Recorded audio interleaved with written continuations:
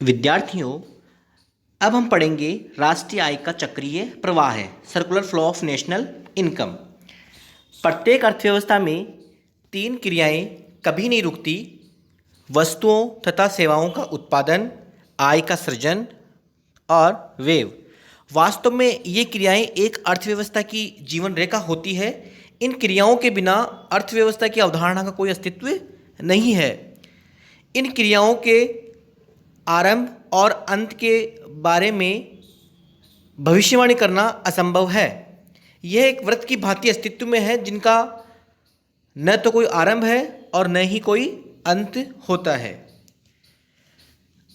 आय के चक्रीय प्रवाह से अभिप्राय उत्पादन, आय का सृजन तथा व्यय से संबंधित न समाप्त होने वाला प्रवाह है। उत्पादन क्षेत्र में उत्पादन द्वारा गृहस्थों, जो कि उत्पादन के कारकों के स्वामी होते हैं, के लिए आय का सृजन होता है। परिवार क्षेत्र द्वारा व्यय और अधिक उत्पादन हेतु मांग का सृजन करता है। इस प्रकार उत्पादन, आय तथा व्यय एक दूसरे का पीछा करते रहते हैं। यहाँ पर एक सर्कल बनाया हुआ है जिसमें उत्पादन, फिर आय और फिर व्यय, ये चक्रीय प्रवाह की अवस्थाएं हैं। वस्तुओं तथा सेवाओं के उत्पादन द्वारा आय का सृजन होता है। आय होने के कारण व्यय किया जाता है। व्यय से मांग का सृजन होता है, जिससे एक बार फिर उत्पादन होता है और फिर उत्पादन होने से फिर आय का सृजन होता है और आय के सृजन होने से फिर व्यय होता है। इस प्रकार से ये चक्र जो है लगातार चलता रहता है। इसका न तो कोई आरंभ है और न ही कोई अंत। इसमें प्रत्येक प्रवाह अन्य प्रवाह का पीछा करता रहता है, तभी इसे चक्रीय प्रवाह कहते हैं। इसमें पहली जो अवस्था है वो है उत्पादन की अवस्था। चक्रीय प्रवाह में जो उत्पादन की अवस्था है उसका मतलब है कि उत्पादन क्षेत्र द्वारा मूल्य वृद्धि की प्रक्रिया से है। उत्पादन क्षेत्र परिवार क्षेत्र से उत्पादन के साधनों को खरीदता है, क्योंकि जो उत्पादन के साधन हैं उसके स्वामी होते हैं परिवार। जो क्षेत्र गृहस्थ क्षेत्र है वो उसका स्वामी होता है। भूमि, पूंजी, श्रम, ये सब जो परिवार क्षेत्र है वो उसका स्वामी होता है। जो उत्पादक क्षेत्र है वो क्या करेगा, इन साधनों को किराए पर परिवार क्षेत्र से खरीदता है और इसके बदले में उनको भुगतान करता है। जो उत्पादक क्षेत्र है वो उन साधनों का प्रयोग करके वस्तुओं और सेवाओं का उत्पादन करता है।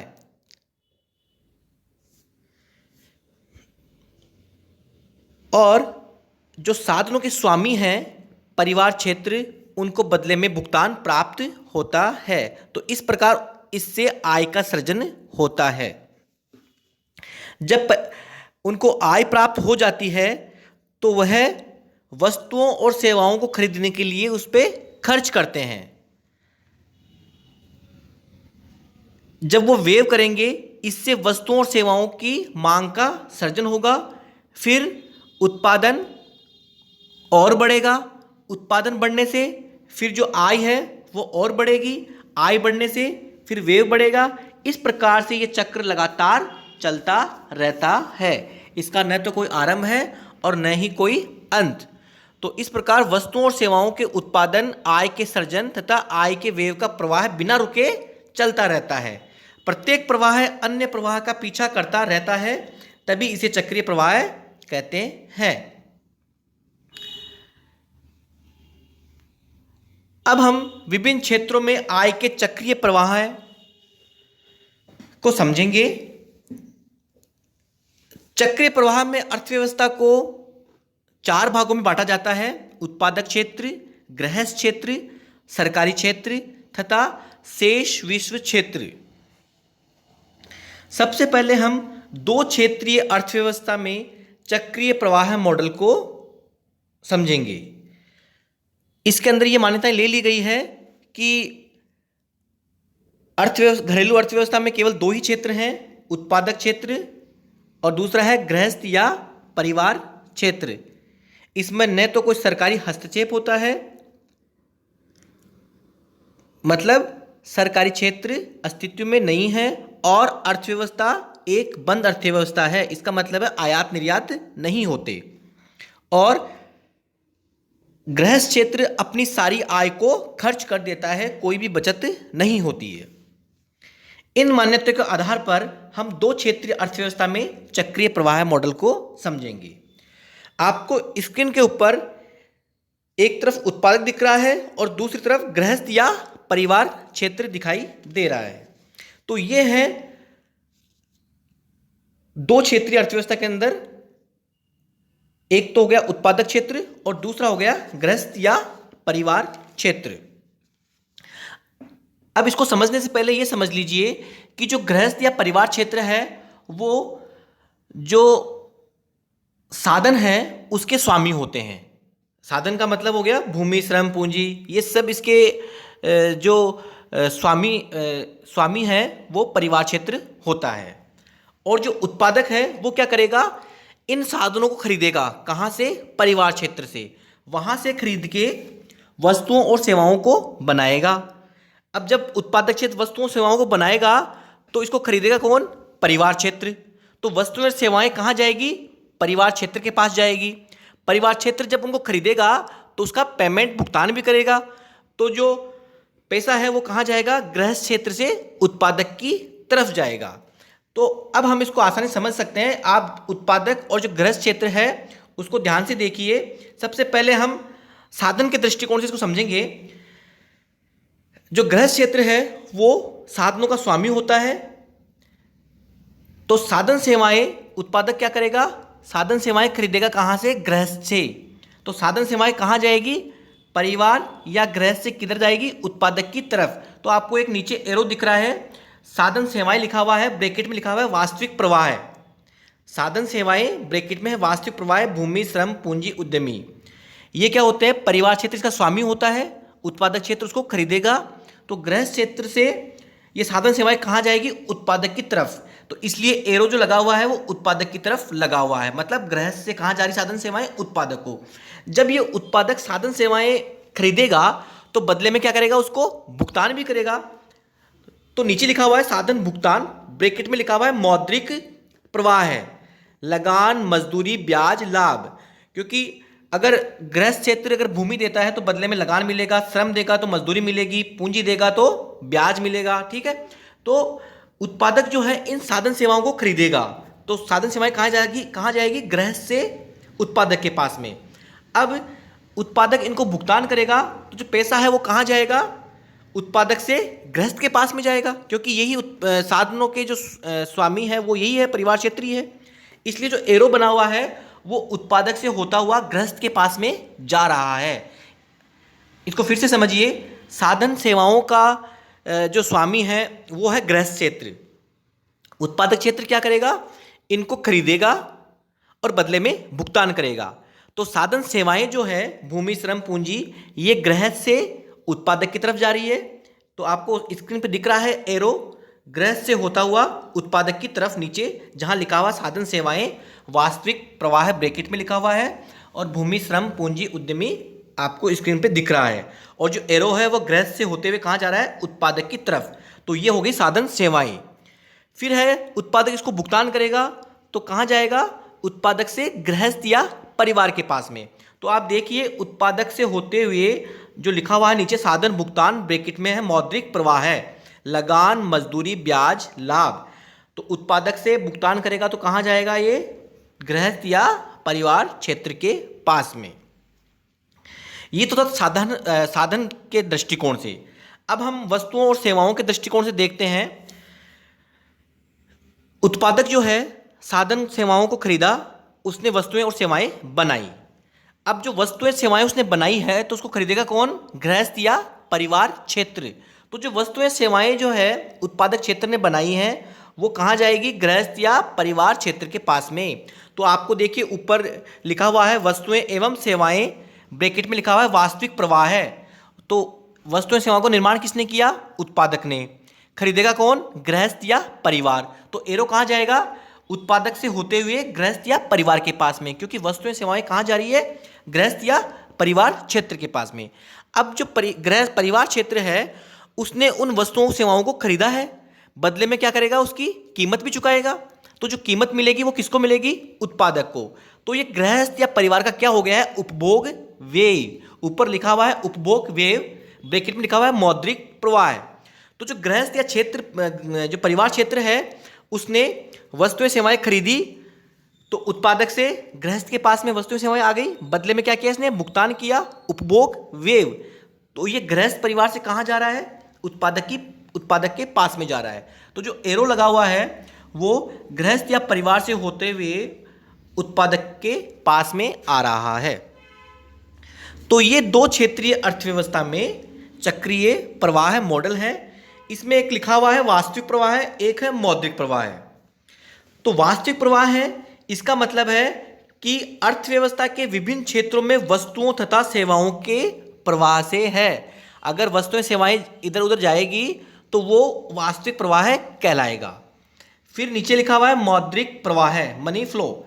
इससे मतलब है कि अर्थव्यवस्था के विभिन्न क्षेत्रों में मुद्रा के प्रवाह से है। मतलब जो मुद्रा का जहाँ पर इंटरफेयर हो गया तो वो मौद्रिक प्रवाह कहलाएगा। जैसे साधन सेवाएं जो है अगर वो इधर उधर होती है तो वो कहलाएगा वास्तविक प्रवाह है, लेकिन उनको जो भुगतान किया जाएगा मुद्रा के रूप में तो वो कहलाएगा मौद्रिक प्रवाह है।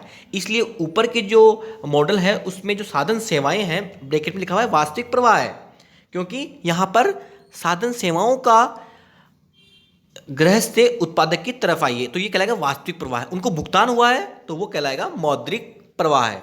इसी प्रकार से वस्तुएं सेवाएं जो है उत्पादक से गृहस्थ के पास में गई है तो वो कहलाएगा वास्तविक प्रवाह है, लेकिन परिवार क्षेत्र ने उसको भुगतान किया है तो वो कहलाएगा मौद्रिक प्रवाह है।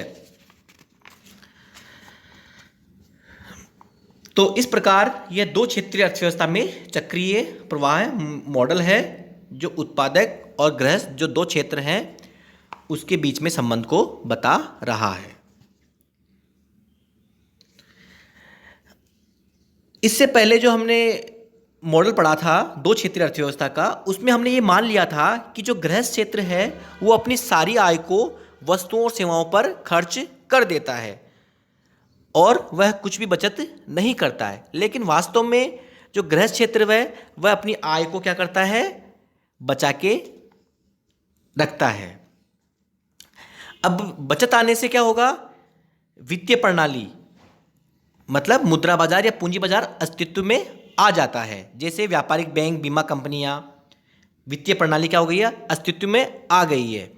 ये जो वित्तीय जो मध्यस्थ होते हैं ये क्या करते हैं? जो बचतकर्ता और निवेशकर्ता होते हैं इनके बीच में एक कड़ी का काम करते हैं। जो बचतकर्ता होते हैं उनसे बचतों को क्या करते हैं? ये अपने पास में जमा करते हैं और जो उधार लेने वाले हैं उनको ये उधार देते हैं। तो अब हम पढ़ेंगे कि बचत और वित्तीय प्रणाली सहित दो क्षेत्रीय मॉडल। पहले में तो क्या था कि जो गृहस्थ क्षेत्र है वह अपनी सारी आय खर्च कर देता है, बचत कुछ भी नहीं करता। लेकिन इसमें क्या है? वह कुछ भाग अपना बचा रहा है। अब जब अपना कुछ भाग बचाएगा, जब बचत का उसमें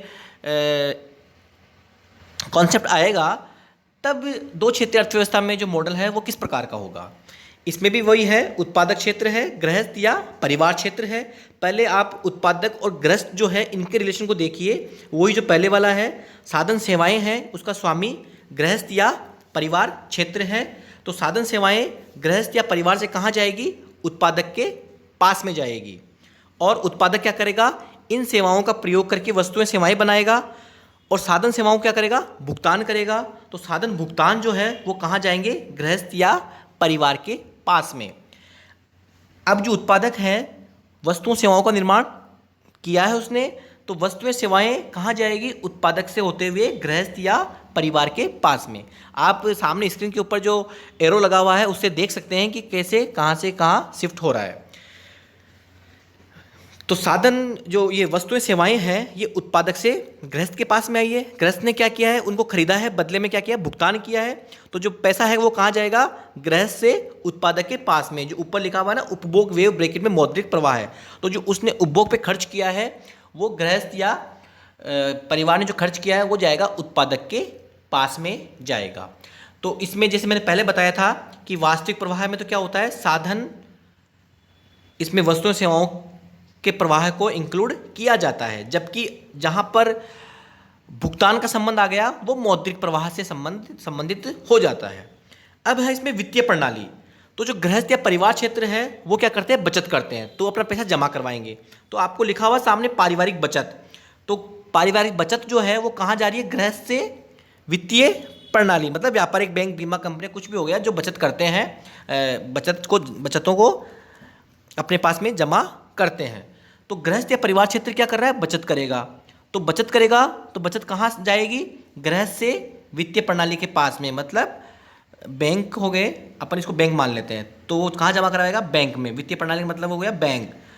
तो बचत कहाँ जाएगी, गृहस्थ से वित्तीय प्रणाली, बैंक के पास में। एरो कहाँ दिख रहा है आपको, गृहस्थ से होते हुए वित्तीय प्रणाली के पास में।